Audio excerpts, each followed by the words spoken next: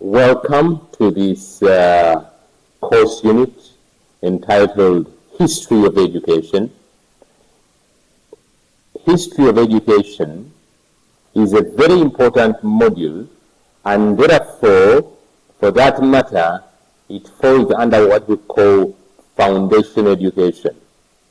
There are course units within education that are key across the world, and history of education is one of them. What shall we study under this course unit? What are we going to learn under this course unit? We are going to be privileged to learn the following. We'll have a look at the history and scope of this subject. We'll look at the African indigenous education. We'll look at the contribution of Greek to the world of education. We'll also come to see the introduction of formal education in Uganda, Islamic education, its origins within Uganda, the contribution of the missionaries in education, and how education happened during the early parts before independence and after independence. We'll also look at the different educational committees, what they found us about the education system within Uganda, and then what was decided on thereafter. Let's start off by having a look at an introduction for us to appreciate the history of education. Basically, history of education is the study of the historical aspects of an educational nation. It traces the origin, the current aspects of education, the problems, and the way forward. Therefore, the history of education of the United Kingdom or United States of America is different from the history of education of Uganda. But overall, this foundation course is important for teachers, educational planners, and parents. Let's look at some reasons why this course unit is important. One, when we study the past, the history of education, it makes the present clear and helps to determine the future.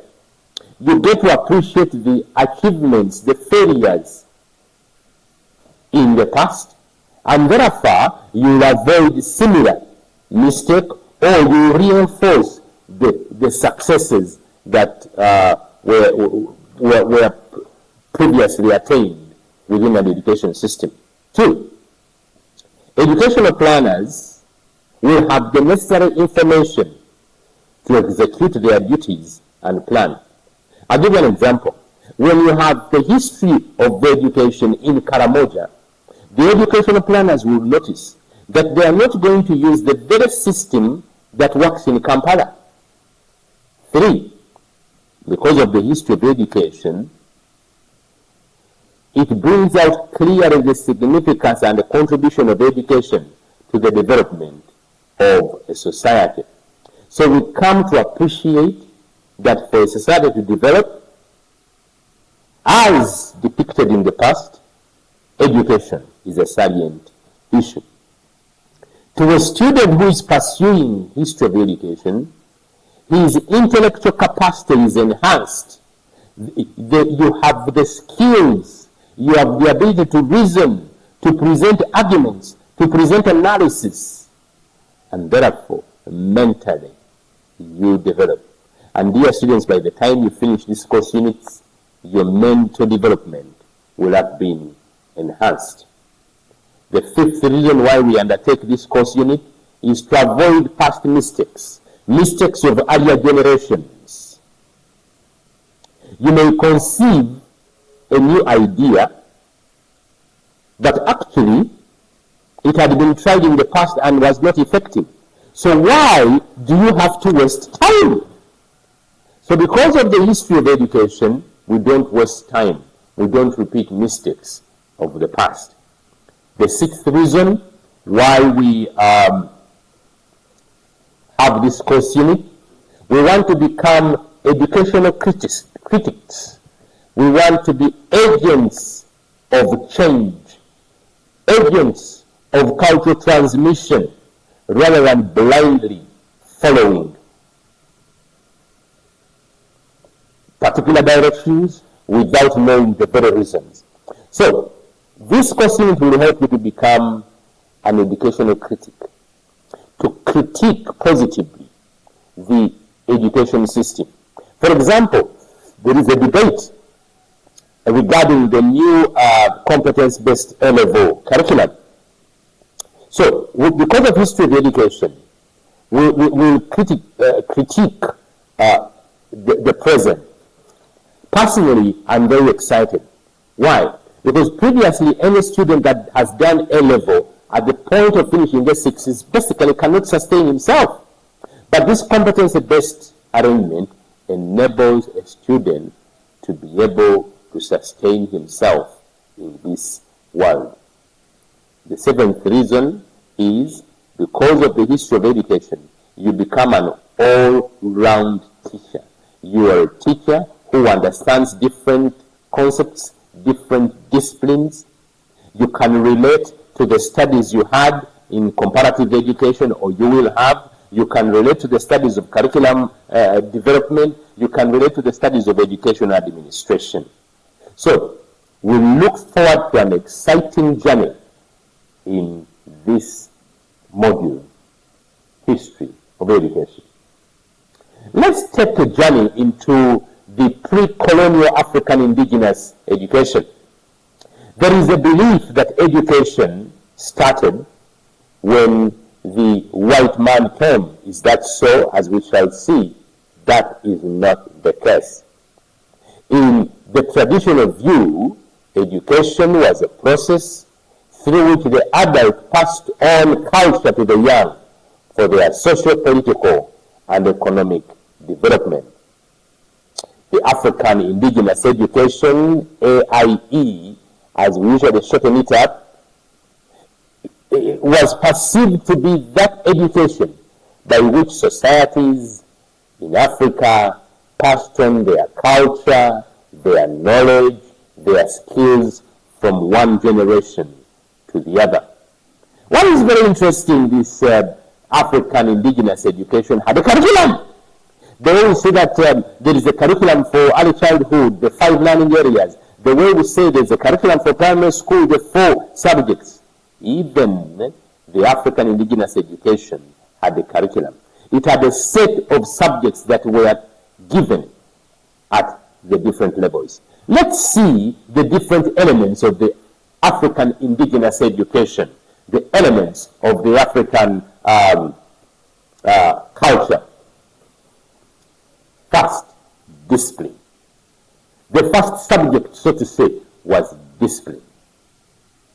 The older people, the elders, taught young ones self-control, taught the young ones obedience to elders.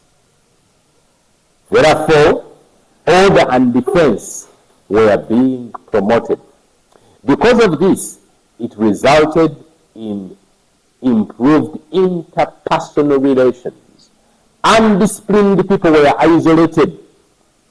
In fact, in the African traditional society, it was not possible for an indisciplined child who has grown up to become one of married material, that the families would recommend him for their daughter or boys. The second element of the curriculum was culture. This culture included beliefs, traditions, language, values, laws, and norms of a tribe. The children were taught the philosophy, they were taught the sociology of their tribe in forms of proverbs, in forms of ceremonies, and this included ceremonies of birth, ceremonies of marriage, death, harvest, initiation, and all that. Because of this teaching, The children within that set of tribe had a unifying culture because they got to know their culture. 3, environment. The children were taught that in some areas you had to be careful. There were presence of wild animals. There were presence of dangerous plants.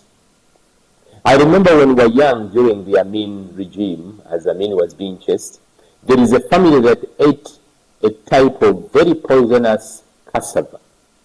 In Zaire, because of their indigenous education, the young ones are taught that when you harvest that type of cassava, you have to remove the outer peeling and dry the cassava.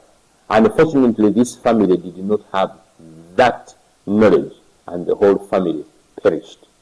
Yes, they were taught that certain soils, certain physical features are useful for particular plants. They are useful for the survival. That is why in hilly areas you find certain plants are planted at the top, others are planted in the valley. That was all part of an African indigenous education. The young ones were taught the spirit of cooperation. They were taught through songs, games, stories. They were encouraged to commonly defend, to commonly ensure the stability of their communities.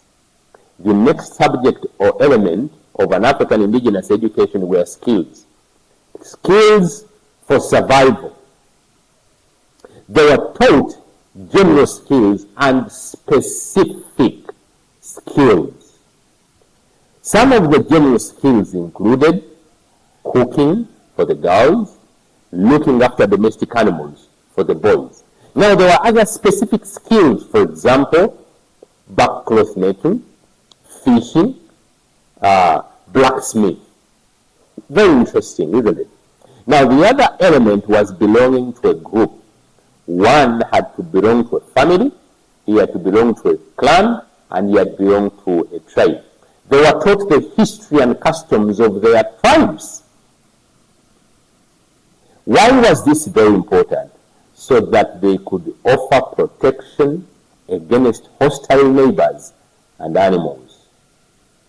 Part of the element of the African indigenous education included leadership. They were taught roles in society based on the age, sex, and social status.